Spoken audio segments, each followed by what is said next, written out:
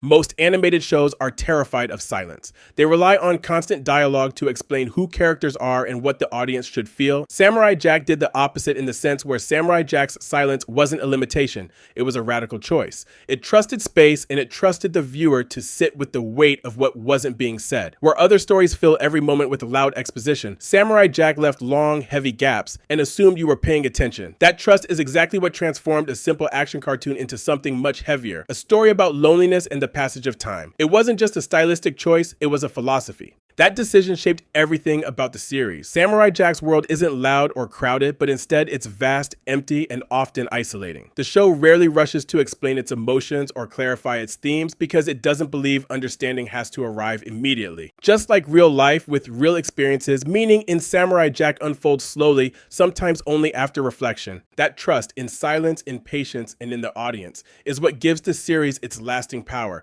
At its core, Samurai Jack is a story about loneliness. Jack is displaced not just in time, but in belonging. He's a warrior without an era, a protector without a people, endlessly moving through environments that never quite become home. The show doesn't dramatize this loneliness with speeches or internal monologues. Instead, it lets us feel it. Long stretches pass where Jack says nothing at all. We watch him walk, we watch him observe, we watch him hesitate. And in doing so, silence becomes the language of his isolation. What makes this approach remarkable is that the show never frames loneliness as something to be fixed quickly. Jack doesn't meet companions who immediately resolve his solitude. Moments of connection appear, but they're temporary. Friends come and go, bonds form and dissolve, and the show allows those departures to matter. It doesn't rush Jack back into action to distract from the emotional weight of being alone. It lets that weight linger, which points us to the first truth we're trusted with. That loneliness isn't always a problem with a solution. It's sometimes a condition you learn to carry. The show also understands that loneliness isn't just emotional, it's directional. Jack is always moving forward, but he's never actually arriving. He is a man trapped in a marathon with no finish line. Landscapes change, cultures shift, enemies fall,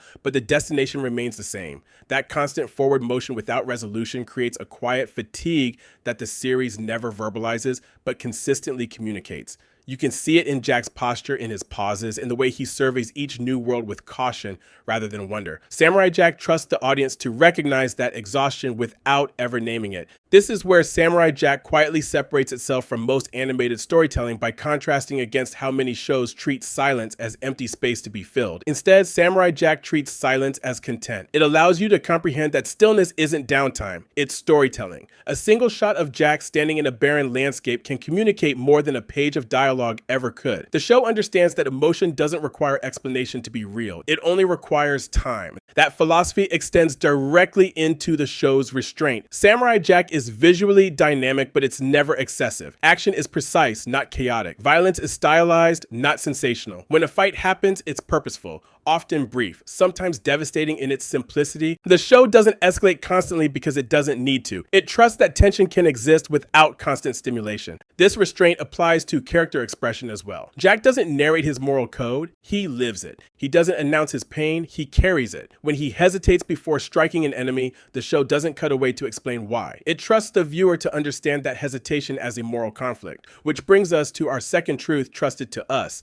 that ethics are often quiet, internal struggles rather than dramatic declarations. Aku, the show's primary antagonist, exists in sharp contrast to this restraint by illustrating Aku as loud and theatrical, a chaotic explosion of shape and sound. He fills space because Jack does not, and that contrast isn't accidental. Aku represents chaos, ego, and domination, forces that require constant noise to maintain control. Jack represents discipline, reflection, and purpose, forces that don't need to announce themselves. The show never explicitly spells this out, but it doesn't have to. The contrast speaks for itself. What's striking is that even when Aku dominates the screen, the show never lets him control the emotional tone. His noise is temporary. Jack's silence endures. That imbalance reinforces the idea that volume isn't authority and spectacle isn't strength. Samurai Jack quietly teaches that composure can outlast intimidation and that restraint can be a form of resistance. This leads directly into the show's most profound theme: time. Samurai Jack isn't just a story about a man trapped in the future, it's a story about waiting, about endurance, about the cost of persistence. Jack's quest doesn't progress neatly. Victories don't bring him closer to resolution in a satisfying linear way. Time passes, years slip by.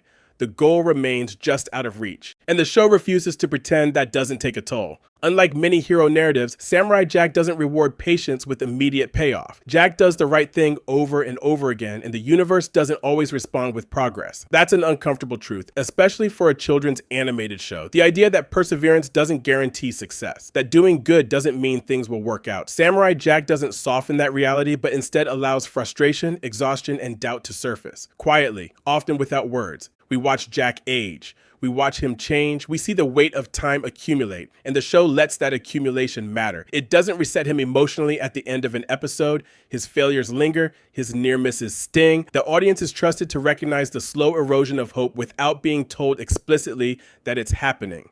That's not an easy thing to ask of viewers, especially younger ones, but Samurai Jack assumes they're capable of noticing, remembering, and reflecting. This trust in delayed understanding mirrors life itself. We don't always recognize the significance of experiences in the moment. Sometimes meaning only becomes clear years later, when we look back and connect patterns we couldn't see at the time. Samurai Jack is built on that same principle. It doesn't rush to be understood. It waits. That patience is why the series resonates so strongly with adult viewers revisiting it years later. What once felt like a cool, stylish cartoon now reads as a meditation on endurance, identity, and time. The silence that once felt atmospheric now feels intentional. The gaps that once seemed empty now feel full. The show didn't change, the viewer did, and Samurai Jack trusted that growth would happen. What's remarkable is that the show never congratulates itself for this approach. It doesn't announce its maturity. It doesn't frame its quietness as superiority. It simply commits to its philosophy and lets the audience meet it where it is. That confidence is rare, especially in animation, where the temptation to explain, clarify, and reassure is constant. So when we talk about Samurai Jack today, it's tempting to describe it as ahead of its time, but that framing misses the point. Samurai Jack wasn't racing toward the future. It was moving deliberately, trusting that understanding didn't need to be immediate to be meaningful. It respected its audience enough to let silence speak, to let loneliness breathe, and to let time do its work.